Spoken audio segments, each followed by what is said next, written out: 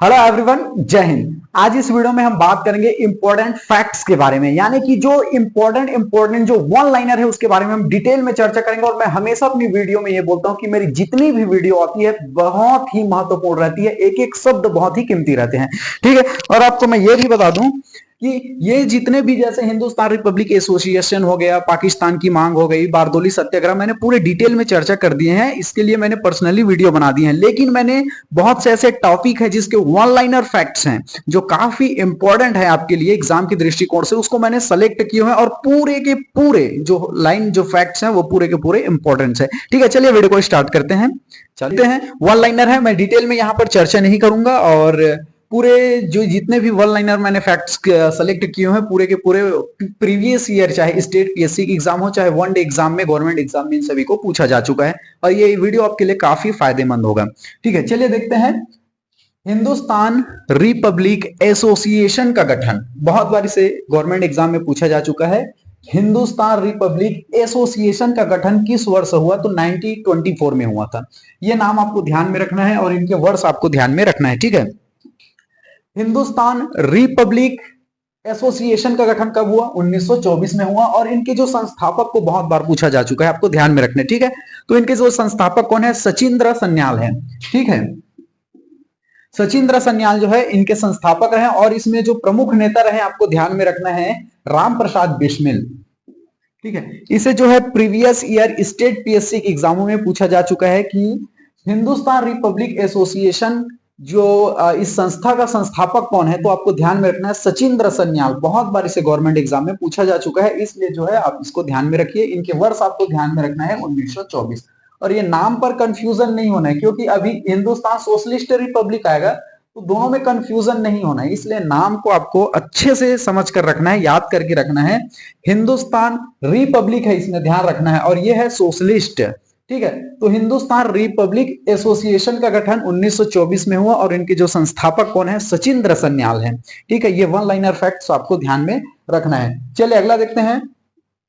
भारत नौजवान सभा के संस्थापक, इसे भी बहुत बार गवर्नमेंट एग्जाम में पूछा जा चुका है। मैं ये वन लाइनर फैक्ट्स लाने का मेरा मकसद ये था कि जो डिटेलिंग चर्चा होती है उसमें तो आपको तो मजा आता ही है, लेकिन बहुत से टॉपिक के जो इंपॉर्टेंट फैक्ट्स है वन लाइनर, मैंने यहाँ पर जानबूझकर आपके लिए जो है उपयोगी होगा ऐसे करके मैंने ये वीडियो शूट कर रहा हूँ और काफी फायदेमंद होगा क्योंकि पूरे के पूरे इंपॉर्टेंट है। तो भारत नौजवान सभा के संस्थापक कौन है? भगत सिंह है। बहुत बार इसे भी प्रीवियस ईयर क्वेश्चन में पूछा जा चुका है, इसलिए आप इस चीजों को नजरअंदाज नहीं कीजिएगा। भारत नौजवान सभा के संस्थापक कौन है? भगत सिंह है। ठीक है, अब अगला हम देखेंगे हिंदुस्तान सोशलिस्ट रिपब्लिक एसोसिएशन। देखो बहुत से लोग जो है पढ़े रहते हैं लेकिन वो नाम में आकर फंस जाते हैं। आप पढ़े रहेंगे इसको हिंदुस्तान रिपब्लिक एसोसिएशन का गठन। ठीक है, और यहां पर है हिंदुस्तान सोशलिस्ट रिपब्लिक एसोसिएशन। तो ये सोशलिस्ट वाले पर आपको ध्यान में रखना है, कभी कभी दोनों में कंफ्यूज होकर जो है गलत आंसर टिक कर लेते हैं। तो हिंदुस्तान रिपब्लिक वाले में इसका संस्थापक कौन है? सचिंद्र सन्याल है। अगर इसमें सोशलिस्ट दिखे, हिंदुस्तान सोशलिस्ट रिपब्लिक एसोसिएशन का इसका गठन वर्ष आपको ध्यान में रखना है 1928 है। और इनके जो संस्थापक रहे हैं चंद्रशेखर आजाद और भगत सिंह। ठीक है, बहुत से लोग जो है इन दोनों में कंफ्यूजन रहते हैं, इसलिए आपको ध्यान में रखना है रिपब्लिक में आपको सचिंद्र सन्याल, और सोशलिस्ट अगर जुड़ा रहे तो आपको ध्यान में रखना है चंद्रशेखर आजाद और भगत सिंह। ठीक है, मैं इसलिए जहां पर आपको कंफ्यूजन हो सकती है उसको भी मैं आपको डिटेल में बताते रहता हूं। अगला देखेंगे बारदोली सत्याग्रह। बहुत ये रिपीटेड क्वेश्चन है गवर्नमेंट एग्जाम का। बारदोली सत्याग्रह, इनका वर्ड्स आपको ध्यान में रखना है। तो बारदोली जो सत्याग्रह है 1928 यानी कि 1928 में यह सत्याग्रह हुआ और इसके जो सत्याग्रह का नेतृत्व किसने किया? सरदार वल्लभ भाई पटेल ने किया था। बहुत बार ये रिपीटेड क्वेश्चन है, वन डे अगर गवर्नमेंट एग्जाम होता है तो मॉडर्न हिस्ट्री को लेकर के अगर पूछा जाता है तो इनसे क्वेश्चन आपको देखने को मिल सकता है। ठीक है, बारदोली सत्याग्रह कब हुआ? इस वर्ष को आपको ध्यान में रखना है 1928 में हुआ। और इसके नेतृत्व, लीडरशिप किसने की? तो लीडरशिप सरदार वल्लभ भाई पटेल ने की। और आपको ध्यान में रखना है कि इसी बारदोली सत्याग्रह में महिलाओं ने ये वल्लभ भाई पटेल को जो है सरदार की उपाधि दी, तब से जो है सरदार वल्लभ भाई पटेल के नाम से जाना जाता है। ठीक है, तो बहुत बार ये पूछा जाता है कि बारदोली सत्याग्रह किस वर्ष हुआ? 1928 में हुआ। इसके नेतृत्व किसने किया बारदोली सत्याग्रह के? तो वल्लभ भाई पटेल ने किया। और इसी सत्याग्रह में महिलाओं ने जो है वल्लभ भाई पटेल को सरदार की उपाधि दी, तब से सरदार वल्लभ भाई पटेल इसके नाम में जोड़ा जाता है। ठीक है, ये इंपॉर्टेंट फैक्ट्स हैं, आपको ध्यान में रखना है। मैंने यहाँ पर लिख दिया है कि महिलाओं ने सरदार की उपाधि दिया। तो आपको कभी कभी गवर्नमेंट एग्जाम में ऐसा पूछा जा सकता है कि कौन सा सत्याग्रह था, है नहीं, या उस सत्याग्रह का नाम बताइए जिसमें वल्लभ भाई पटेल को सरदार की उपाधि दी। तो आपको ध्यान में रखना है, बारदोली सत्याग्रह में महिलाओं ने जो है वल्लभ भाई पटेल को सरदार की उपाधि दी और तभी से सरदार वल्लभ भाई पटेल इसका नाम पड़ा। ठीक है, चलिए अगला देखते हैं। कांग्रेस का लाहौर अधिवेशन, that is a most important, बहुत रिपीटेड ये क्वेश्चन है। कब हुआ? 1929 में हुआ। कांग्रेस का लाहौर अधिवेशन किस वर्ष हुआ? 1929 में हुआ। और इसके अध्यक्ष कौन थे? पंडित जवाहरलाल नेहरू। बहुत ही रिपीटेड क्वेश्चन है गवर्नमेंट एग्जाम का, डायरेक्टली ये क्वेश्चन पूछे जाते हैं। कांग्रेस का जो लाहौर अधिवेशन, ठीक है, इसके अध्यक्ष कौन थे? तो पंडित जवाहरलाल नेहरू थे। ठीक है, और इस लाहौर में जो कांग्रेस अधिवेशन हुआ, इसका मेन लक्ष्य क्या था? तो पूर्ण स्वराज्य। इसे बहुत बार इसे भी क्वेश्चन पूछा जा चुका है कि जो लाहौर में कांग्रेस अधिवेशन हुआ उसका लक्ष्य क्या था? तो पूर्ण स्वराज्य था। ये आपको ध्यान में रखना है। और इसके अध्यक्ष कौन कर रहे थे? पंडित जवाहरलाल नेहरू कर रहे थे। और जितने भी मैं करा रहा हूं पूरे के पूरे इंपॉर्टेंट है, रिपीटेड क्वेश्चन है, और बहुत से टॉपिक के वन लाइनर को मैंने निकाल निकाल के आपके लिए उपयोगी बनाया हुआ है। और मेरी जितनी भी वीडियो आती है तकरीबन सभी एग्जाम के दृष्टिकोण से महत्वपूर्ण रहते हैं। एक एक लाइन, एक एक शब्द आपके लिए बहुत महत्वपूर्ण रहते हैं, इसलिए वीडियो को आप जो है अंतिम तक जरूर देखिएगा। अगला देखते हैं, 31 दिसंबर 1929 को, यह डेट आपको ध्यान में रखना है, 31 दिसंबर 1929 को मध्य रात्रि रावी नदी के तट पर, ये नदी का नाम पूछा जाता है, ध्यान रखिए, रावी नदी के तट पर, ठीक है, आपको ध्यान में रखना है, भारत का तिरंगा झंडा फहराया गया था। ये आपको ध्यान में रखना है कि कौन से नदी के तट पर प्रथम बार जो है भारत का तिरंगा झंडा लहराया गया था? तो रावी नदी के तट पर तिरंगा झंडा लहराया गया था। ये नदी का नाम पूछा जाता है, आपको ध्यान में रखना है, मध्य रात्रि, आपको रावी नदी के तट पर। ठीक है, जितने भी मैं बता रहा हूं आप जो है वीडियो को ध्यान से देखिए, एक बार देखिए, दो बार देखिए, और आपको इजिली जो है समझ आ जाएगा। अगर आपको याद नहीं होगा तो भी आप माइंड में रखेंगे, जब ऑप्शन आपको दिया जाएगा तो आपका माइंड उस ओर जो है हिट करेगा कि यही ऑप्शन है, हमने एक बार पढ़ा था या तो हमने सुना था। इसलिए आप जो है वीडियो देख रहे हैं तो ध्यान से देखिएगा, और जब आपको ऑप्शन दिया जाएगा तो इजिली आपको यह जो है माइंड आपको हिट करने लगेगा कि यही एक आंसर इसका हो सकता है। ठीक है, चलिए अगला देखते हैं। द्वितीय गोलमेज सम्मेलन, दैट इज मोस्ट इंपोर्टेंट। 3 गोलमेज सम्मेलन हुए थे, प्रथम गोलमेज सम्मेलन, द्वितीय गोलमेज सम्मेलन और तृतीय गोलमेज सम्मेलन। मैंने शुरू में वीडियो में यह बताया कि यहाँ पर मैं डिटेल में चर्चा नहीं कर रहा हूँ, इसके सभी मैंने डिटेल वीडियोस बना दिए हैं, लेकिन वन लाइनर जो फैक्ट्स है उसको मैं यहाँ पर चर्चा कर रहा हूँ। तो द्वितीय गोलमेज सम्मेलन में आपको ध्यान रखना है, इसी सम्मेलन में गांधी जी जो है क्या हुए थे? शामिल हुए थे। ठीक है, आपको डायरेक्टली ये क्वेश्चन पूछा जाता है कि कौन से गोलमेज सम्मेलन में गांधी जी शामिल हुए? आपको ऑप्शन दे दिया जाएगा, प्रथम गोलमेज सम्मेलन, द्वितीय गोलमेज सम्मेलन या तृतीय गोलमेज सम्मेलन। तो द्वितीय गोलमेज सम्मेलन में गांधी जी जो है शामिल हुए थे। और तीनों गोलमेज सम्मेलन में कौन शामिल था? तो डॉक्टर भीमराव अंबेडकर साहब थे। अगर आपको ऑप्शन पूछे कि तीनों गोलमेज सम्मेलन में कौन शामिल था, तो डॉक्टर भीमराव अंबेडकर। गांधी जी कौन से जो है गोलमेज सम्मेलन में शामिल हुए? तो द्वितीय गोलमेज सम्मेलन में शामिल हुए थे। ठीक है, ये क्वेश्चन को ऐसे आपको पूछा जाता है, जब आपको डिटेल जानकारी रहेगी तो आप इजिली जो है आंसर सही कर पाएंगे। ठीक है, तो द्वितीय गोलमेज सम्मेलन कब हुआ? 7 सितंबर 1931 को। ठीक है, 7 सितंबर 1931 को हुआ, और इस सम्मेलन में गांधी जी उपस्थित रहे। ठीक है, 3 सम्मेलन हुए। अगर गांधी जी की बात बोला जाए तो द्वितीय गोलमेज सम्मेलन में सम्मिलित हुए। अगर तीनों गोलमेज सम्मेलन में कौन उपस्थित रहे? तो डॉक्टर भीमराव अंबेडकर साहब। ठीक है, ये तीनों में भीमराव अंबेडकर साहब उपस्थित रहे। ये क्वेश्चन पूछा जा चुका है, इसलिए मैंने सेलेक्ट किए हुए हैं। ठीक है, चलिए अगला देखते हैं, पूना पैक्ट।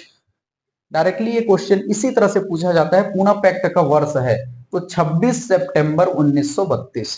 ध्यान रखना है, पूना पैक्ट का वर्ष है 26 सितंबर 1932। यह किसके बीच हुआ? तो गांधी जी, महात्मा गांधी जी और भीमराव अंबेडकर के साहब यह समझौता हुआ, इसलिए इसे पूना समझौता के भी नाम से जाना जाता है। ठीक है, पूना पैक्ट का वर्ष आपको ध्यान में रखना है 26 सितंबर 1932 गांधी जी और भीमराव अंबेडकर के बीच यह हुआ था। ठीक है, आपको ये ध्यान में रखना है। और मैं बता दूं, जितने भी वन लाइनर करा रहा हूं पूरे के पूरे इंपॉर्टेंट है, बहुत बार इसे स्टेट पीएससी के एग्जामों में पूछा जा चुका है, गवर्नमेंट एग्जाम में पूछा जा चुका है। मॉडर्न हिस्ट्री का ये बहुत अच्छा बेहतरीन क्वेश्चन मैंने सेलेक्ट किए हुए हैं। चलिए अगला देखते हैं। भारत का पहला आम चुनाव, that is the most important, ये क्वेश्चन को बहुत बार रिपीट किया जा चुका है। भारत का पहला आम चुनाव 1937 में हुआ, यानी कि 1937 में हुआ। भारत का पहला आम चुनाव 1937 में हुआ। और इस चुनाव में आपको ध्यान में रखना है, कांग्रेस ने 8 प्रांतों में अपनी सरकार बनाई थी।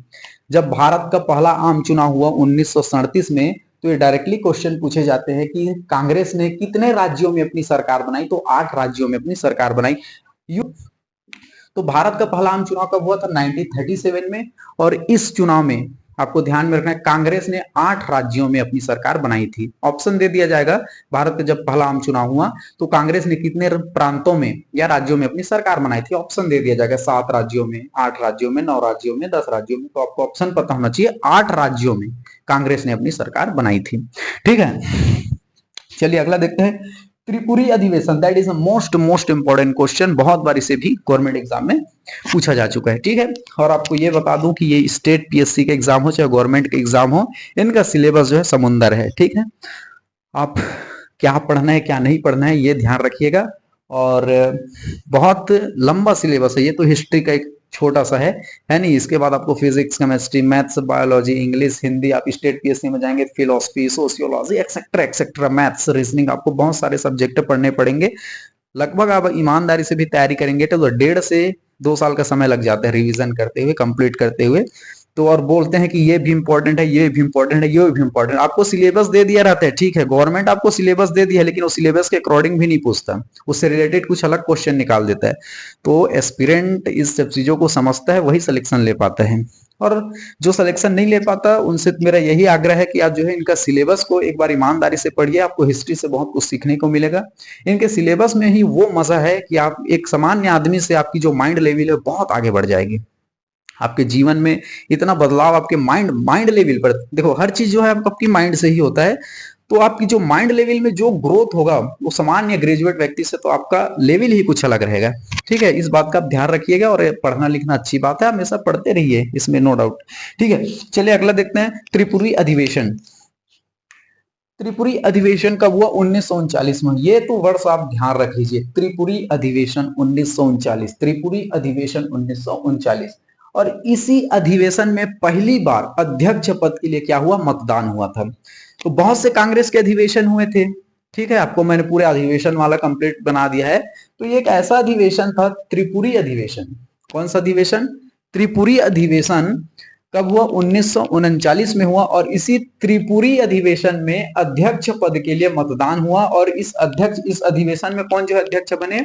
सुभाष चंद्र बोस बने। ठीक है, देखो त्रिपुरी अधिवेशन कब हुआ? 1939 में। एक और कौन खड़े थे अध्यक्ष पद के लिए? पट्टाभी सीतारमैया। ठीक है, तो आपको ध्यान में रखना है, त्रिपुरी अधिवेशन में अध्यक्ष पद के लिए कौन कौन खड़े थे? पट्टाभी सीतारमैया। पट्टाभी सीतारमैया का समर्थन कौन कर रहा था? गांधी जी कर रहे थे। ठीक है, और दूसरे और अध्यक्ष पद के लिए कौन खड़ा था? सुभाष चंद्र बोस। अब दोनों के बीच क्या हुआ? मतदान हुआ। तो त्रिपुरी अधिवेशन में आपको ध्यान में रखना है 1939 में हुआ। और इसमें यह ऐसा अधिवेशन था जिसमें अध्यक्ष पद के लिए क्या हुआ? चुनाव हुआ। और चुनाव में कौन कौन खड़े थे? एक और पट्टाभी सीतारमैया खड़े थे। और उन पट्टाभी सीतारमैया का समर्थन कौन कर रहे थे? गांधी जी। और दूसरी ओर कौन खड़े हुए थे? सुभाष चंद्र बोस। लेकिन सुभाष चंद्र बोस जो है इसमें क्या हुए? विजयी हो गए और अध्यक्ष बन गए। तो गांधी जी ने यह कहा कि पट्टाभी सीतारमैया की हार मेरी हार है। ठीक है, आप समझ रहे? सीतारमैया का समर्थन कौन कर रहे थे? गांधी जी। लेकिन पट्टाभी सीतारमैया जो है हार गए, क्योंकि सुभाष चंद्र बोस जो है जीत गए। तो आपको ध्यान में रखना, गांधी जी ने यह कहा था जब पट्टाभी सीतारमैया हारे तो पट्टाभी सीतारमैया की हार मेरी हार है। तो सुभाष चंद्र बोस ने क्या हुआ? दुखी हुए और वो जो है अपने अध्यक्ष पद से सुभाष चंद्र बोस ने इस्तीफा दे दिया। तो ये आपको ध्यान में रखना है। कथन को पूछा जाता है कि पट्टाभी सीतारमैया की हार मेरी हार है, यह किसका कथन है? तो महात्मा गांधी जी का कथन है। लास्ट देखते हैं, पूरे पूरे इंपॉर्टेंट फैक्ट्स हैं, आप ईमानदारी से देखेंगे तो इनसे आपको क्वेश्चन देखने को मिलेगा ही। चलिए, पाकिस्तान की मांग, ये वर्ष आपको ध्यान में रखना है। पाकिस्तान की मांग कब की गई? 1940 में की गई। ये वर्ष आपको ध्यान में रखना है। पाकिस्तान की मांग जो है 1940 में की गई, वो भी किसमें? लाहौर अधिवेशन में। ठीक है, पाकिस्तान की मांग कब की गई? 1940 में की गई, लाहौर अधिवेशन में। ये आपको ध्यान में रखना है। मोहम्मद अली जिन्ना ने पृथक पाकिस्तान की मांग की।